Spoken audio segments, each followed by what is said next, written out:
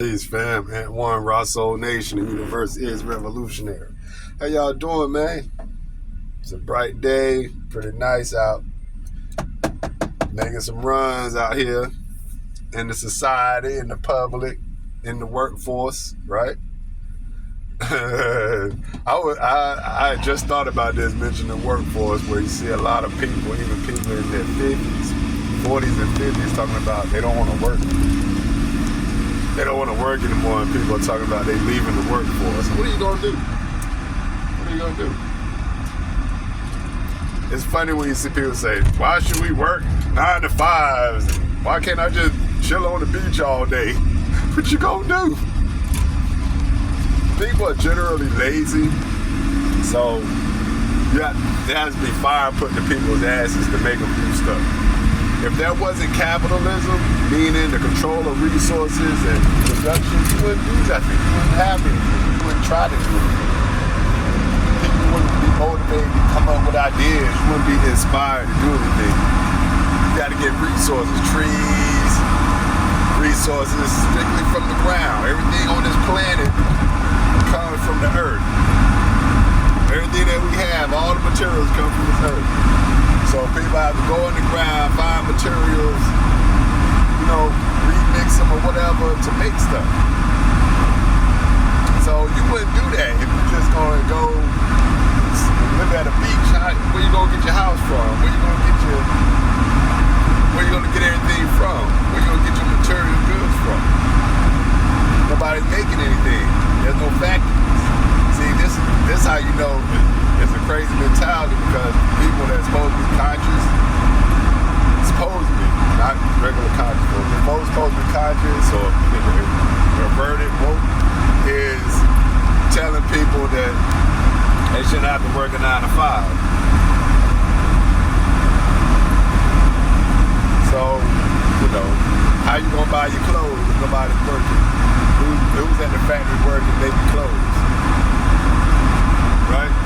People are against 9 to 5s and capitalism.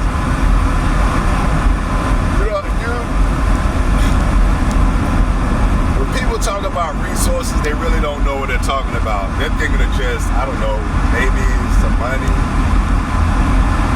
But I'm talking about real resources and building factories. And then people get upset and say, why don't you build a factory? As if I got that type of power, that real controlling power, right? They know that, but that shows me they don't understand what capitalism is and what resources are. Right? They don't know about coltan, cobalt, lithium. They don't know about uranium. They don't know about the resources in the ground, the oil. They don't understand that process. And so, it's hard to really even talk to individuals about it. Certain individuals, people that's supposed to be smart in politics and geography and history, a lot of them don't even know. They're not, because they don't think that far. They haven't thought that far. But I think way further out. Light years and light years before people think about what they're going to think about tomorrow. You see what I'm saying? But what it is, what it is. But that ain't even what I came on to talk about in this video. That's for a whole other video. But this video, actually, I came up here to talk about hip hop and how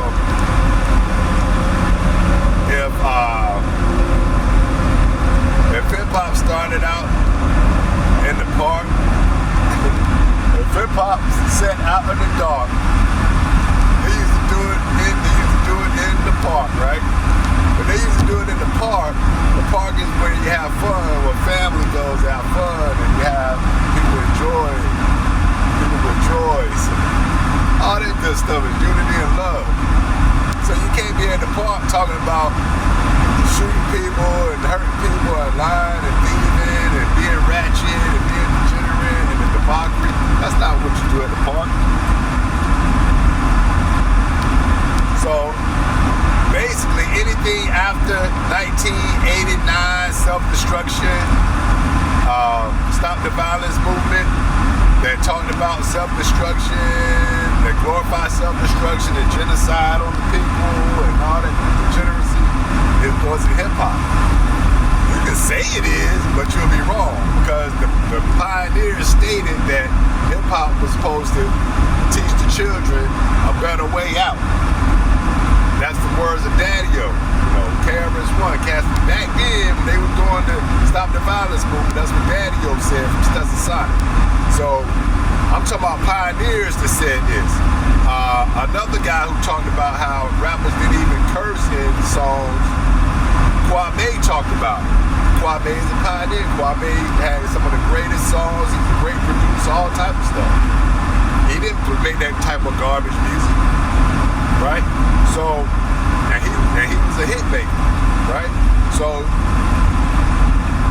people can say, oh, we're talking about what goes on in the hood and the news from the hood.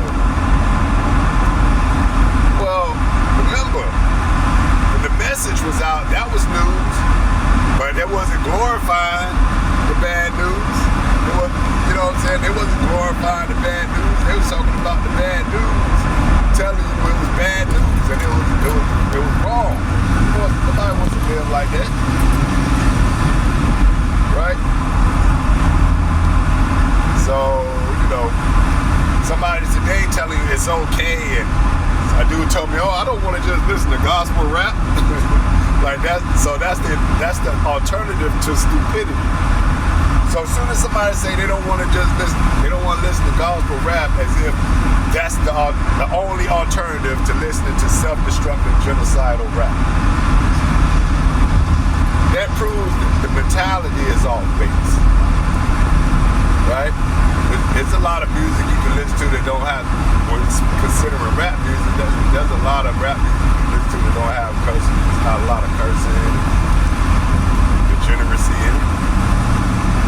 Matter of fact, something that old buddy Luke said from Two Live Crew just recently, he said on one of his pages that if you're out here talking about shaking ass, if you're out here talking about shaking ass and doing all this type of stuff, then you owe him a check. Because he said he started all of that. So he's admitting to the degeneracy in the culture. So you can't say that's not what it is when Luke, the one that fought for the freedom of speech, to say all the garbage, is telling y'all that all the people, the Megans, the female ratchet rappers, and the male ones, y'all owe him a check. So for the guys that claiming there is no degeneracy, Luke is telling you the biggest people today owe him a check because that's what y'all rock. Now, let's get to hip-hop artists that's hustlers first. So if they are hustlers, then they're not hip-hop artists. They're hustlers. And they're hustling people out of their money because they don't love the art. They're just doing it for the check, right? So the hustlers, Kubo D said this. Notice I'm using pioneers to back my points up. Kubo D said it's the hustlers that took over because real artists are working 9 to 5s. Real artists are trying to take care of their responsibilities. They don't have 24/7 to make songs, right? And to run the street selling, right? They don't have that time. Only a hustler who don't work has the time to run the streets. That's why the rappers that these people like are only talking about hustling, drugs, murder, lies, and all the debacle. So, no. People have been fooled. People have been tricked. People have been fooled. People have been tricked. Word to C.D. Lawrence Tucker. People didn't listen to her back in 92, 93. It's 2024. And everything that she said would happen has happened. So, yeah, she was right. People like KRS-One, dissed her, Channel Live, Tupac, Lil Wayne, all type of people dissed the lady. But she was right. All of them owe her an apology. All of them. I don't care who they are, right? So, yeah, I know. I know what it was like, because when I was coming up, and I got a hold of NWA or Ghetto Boys as a teenager, even on a Naughty by Nature. I had Naughty by Nature on cassette. There was song 1 motherfucking 2 motherfucking 3. My mom heard that, was like, hey, you need to close that door, turn it down, we don't want to hear that. They never stopped me from listening, but they told me they didn't want to hear it and either close my door. So I knew something was wrong even when I was hearing it. I knew, because I didn't grow up hearing all that cussing in my house. My dad would cuss when he'd be angry, but he'd say one word and keep it moving. He wouldn't just be like cussing all the time, whatever.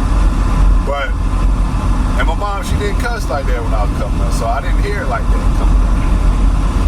Only when I got older, you know, mainly through the music. Matter of fact, I tell you something, my first rhyme, I use cuss words, not hardcore cuss words, but I use damn and shit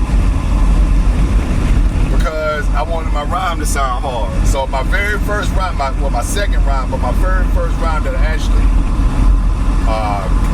kept and memorized at the time, way back when I first started rapping, I said, I got more styles, I fill you up more than Texaco. When niggas step up and battle, to me it's like telling jokes. Like Def Jam, damn, what is your plan, man? Take one glance at my shit and I'll knock you out like Sandman. So that was my first rhyme I ever wrote, really, probably, I was like 15, 15. Like 8th or 9th grade, something like that. So I said, so I used niggas, damn, and shit because I knew consciously I wrote that.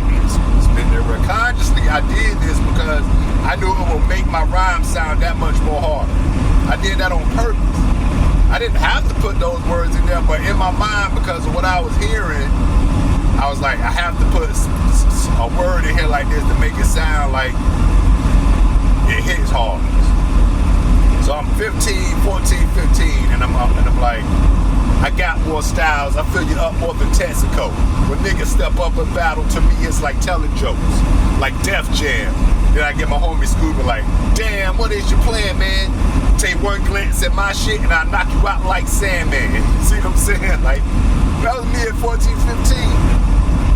Niggas, damn, and shit.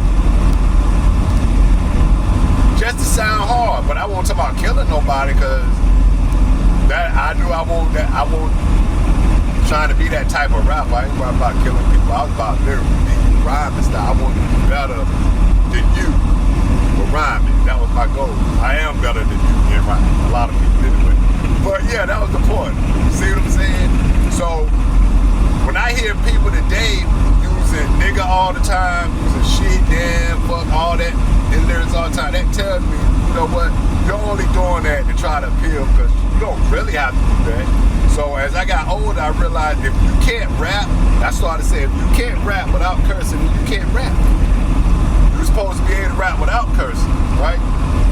So, yeah, as I began to write my lyrics as a teenager, you know what I'm saying? Every once in a while, I use a cuss word here and there, use a nigga here and there, but I didn't use it all through my rhymes and all that. I got mad rhymes that I don't use, nigga or damn shit, motherfucker, all the words, right?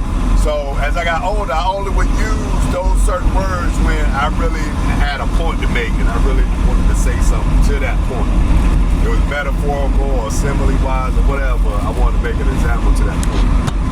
But, yeah, so a lot of the average listeners, they're just listening, they don't really consume it, they don't really buy it, they don't purchase it, so they're just listening and they accept anything. So the hustlers, back to the hustler part, the hustlers, they don't have any principles to the art. They're not rapping like it's an art form, like they have principles to not to curse, not to mislead children, not to disrespect their elders, anything like that. They're not living by principle. They're living by getting money. So you can see a lot of these guys that's come up through the years is releasing album after album after album after album through the years. That should tell you something. They're hustlers, right? They're hustlers. That's why they have time to put so much work in. And those are the ones that control the narratives that people follow. Not the conscious rappers. People don't listen to conscious rappers. They think conscious rappers are weak. They think conscious rappers are soft. They don't want to hear nobody tell them the truth. They don't want to hear conscious. They don't want to hear anybody talk cool stuff, good stuff, but just have different stories to tell. Versus being in the hood and murdering and killing on every song and cussing on every song. How are you saying you that good when all your songs got a lot of cuss words, a lot of profanity, a lot of genocide and all that in it? You can't prove you're good. That proves you whack to me. That means you can't rap. You can't make a song without all the profanity and all the, degeneracy. And how are you proving you can rap? Proving you can rap is supposed to be proving you're good at the art form with the words. Making people see things, with helping the culture, with helping the people progress, helping children progress, not making people fall off. Okay? So, back to the point, if it started in the park, if hip-hop started in the park, take it back to the park, where you can have fun with the children, and the elders and the adults, and everybody can have fun and rejoice and have joy and unity and love, right? What hip-hop is about,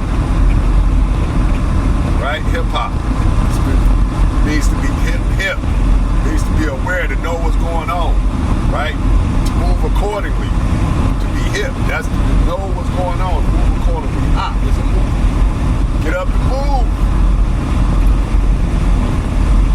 Action. Since you know and you're aware of what's going on, now you have a duty to move accordingly. To show the best way. Right? I'm in Christ. Yo, on that note, this is Ant1 on a beautiful day, riding down 95 on a delivery. Yo, y'all have a good one, man. Y'all be good, be safe. I love y'all out there, man. Love the life. Cherish your loved ones, Cherish your heart. Like Bob Marley said, in every man's chest right here, there's a heart. Remember that. Universe is revolutionary. Play your part, suckers. Peace.